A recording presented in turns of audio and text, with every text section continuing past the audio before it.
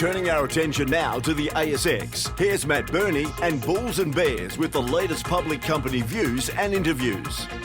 Welcome to Bulls and Bears, where we break down the latest ASX announcements from public companies that are doing interesting things. Today's Bulls and Bears report is brought to you by Vango Mining, ASX code VAN. I'm Matt Birney and I'm joined now on 6PR by the Managing Director of Vango Mining, Andrew Stocks. Hi, Andrew. Hello there, Matt. Vango Mining owns the Mary Meyer Gold Project in WA that covers more than 40 kilometres of strike just east of the world-class 5.5 million ounce plutonic gold mine. The project covers the same package of rocks that host the plutonic mine, and the company is currently focused on the development of its high-grade gold resources in this most fertile of terrains. Andrew, your drilling program is continuing to hit pay dirt as far as I can see. What are some of the better intercepts from the recent K1 discovery at Mary Meyer? The latest drilling we're doing is broad-spaced step-out drilling.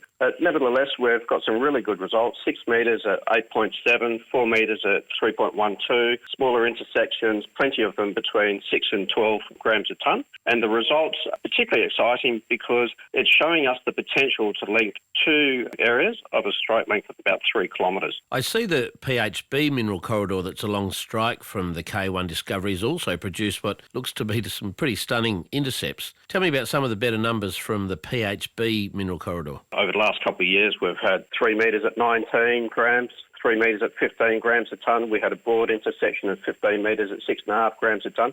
We had a terrific result, 7 metres at 103 grams a tonne as well. It looks like you've wound up the drilling campaign at the PHB mineral corridor now. Where's the rig off to next? So we're concentrating on 3 corridors. After PHB, we've moved into what we call the Trident area. We've already got an underground mineral resource there of 410,000 ounces at a grade of 8, and that's only defined over a 500 metre length to about 200 metre depth. So the drilling we've got going on at the moment is looking at extending the zone as well as looking for deeper repeats. So in terms of the global Mary Meyer project, I know you've got multiple targets and deposits there, but have you got a global formal resource at Mary Meyer so far? In May, we announced a significant milestone of 1 million ounces in resource, grading 3 grams a tonne of gold, and that's split almost evenly between the high tonnage open pit and the higher grade underground, which is averaging 7.9. 3 grams is pretty good. You see a lot of 1 point somethings out there these days for global resources. Did Mary Meyer have historical production? I thought I saw that somewhere. Resolute in the 90s was mining there, and then